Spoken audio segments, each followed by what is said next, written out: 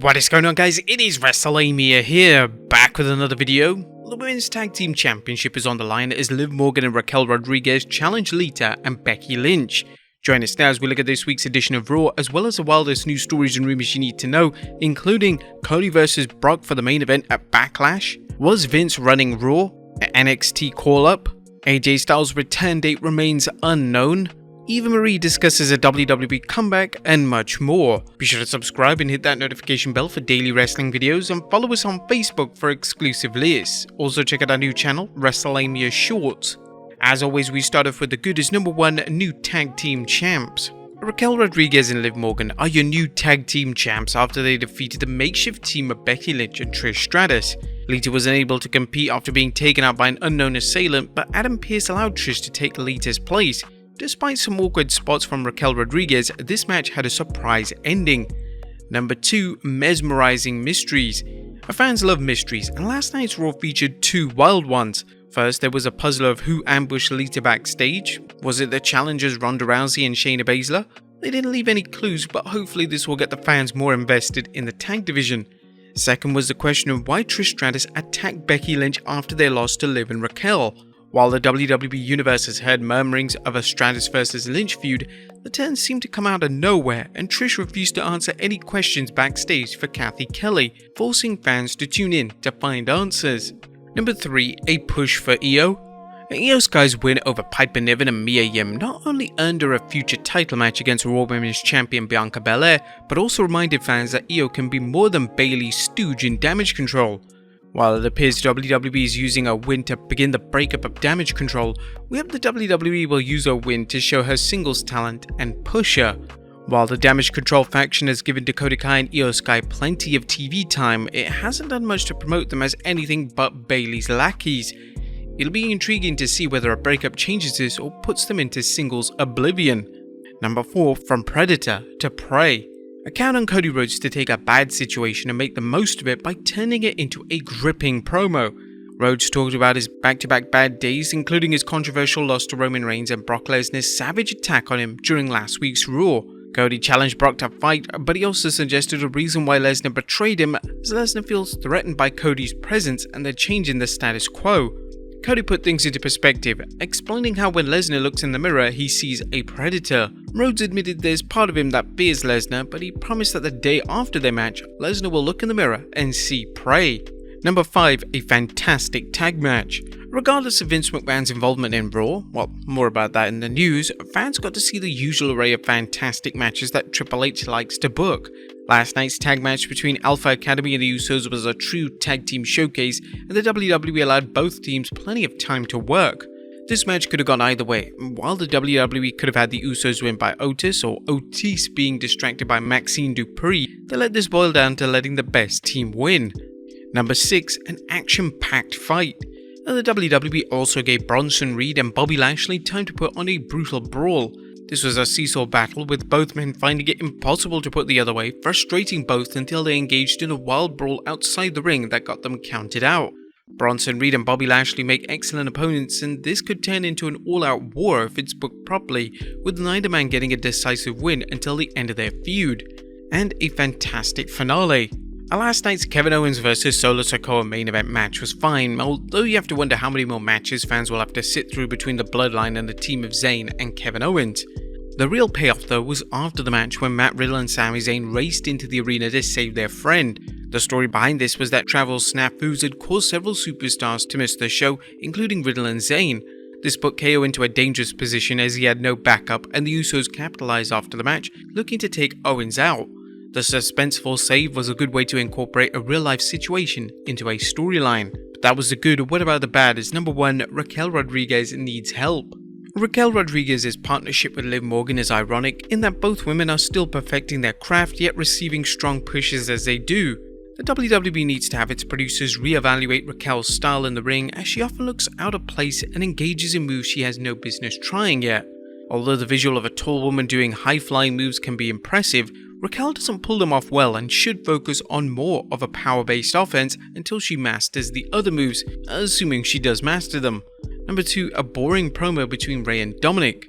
Has the Ray-Dominic feud run its course? Well, it sure seemed that way with last night's opening exchange between Dominic and Papa Ray. The 10-minute promo went on too long, and while Dominic's heel act is still white hot, Rey Mysterio was floundering the longer the promo went on. Ray is good at short promos, but last night's segment dragged and actually harmed the white hot son versus father feud. That was nothing downright ugly, so we're not going to say that this week's Raw was light years ahead of last week's show because 3 hours of dead air would have been an improvement, but last night's show was strong on its own, especially given the circumstances that forced the WWE to rewrite much of the show. What did you guys think of this week's Raw? Let us know in the comments down below. Now let's move on to the news.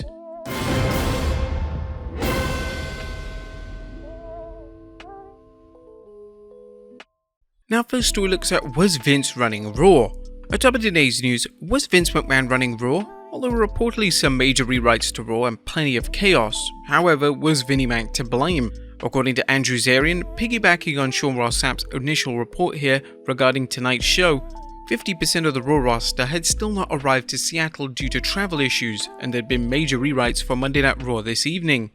There were various changes to the show, including the WWE changing the Io Sky vs Bianca Belair match to a triple threat for a shot at Belair's title. In addition, The Miz vs Matt Riddle was cancelled, but this change was made prior to the travel troubles. According to Fightful Select, some wrestlers were flown to Raw and they were told they would be used on the show after their flight landed. Now, it's obvious there was some serious chaos on Raw, but how much was it due to WWE's travel problems, and how much, if any, was due to Vince McMahon remains unknown. McMahon doesn't have to be present to influence the show, but there are no confirmed reports on what role he played in the show. Next up, Cody vs Brock Lesnar at WWE Backlash 2023. Will Cody Rhodes get a match against Brock Lesnar at the upcoming 6 May Backlash PLE? While the match has not been announced, the WWE revealed that Lesnar will appear on the 17th April Raw to respond to Cody's challenge, and it looks like Lesnar will say yes. Rumor has it that WWE wants a major main event for the show since Roman Reigns is not scheduled to appear. Next up, will fans have to wait long for a Becky vs Trish match? A Trish Stratus' surprise attack on Becky Lynch has fans asking why as well as when. While we don't know the storyline reason for Stratus blindsiding Becky, Dave Meltzer noted on the Wrestling Observer Radio that Becky Lynch and Trish Stratus are scheduled to wrestle at SummerSlam. While we've heard rumors that the feud would extend into SummerSlam, it doesn't make sense for the WWE to make fans wait until August to see the match happen. It seems likelier that there will be at least one match between the two in the next few months, possibly at Saudi Arabia, where a match between Lynch and Stratus would likely please Saudi officials who seem to view their WWE events as being on the same level as Wrestlemania. Next up, Hurt Business reunion on hold? Is the Hurt Business reuniting? Well, it certainly seemed that way at the start of 2023, with MVP offering to manage Bobby Lashley and MVP managing former Hurt Business members Shelton Benjamin and Cedric Alexander.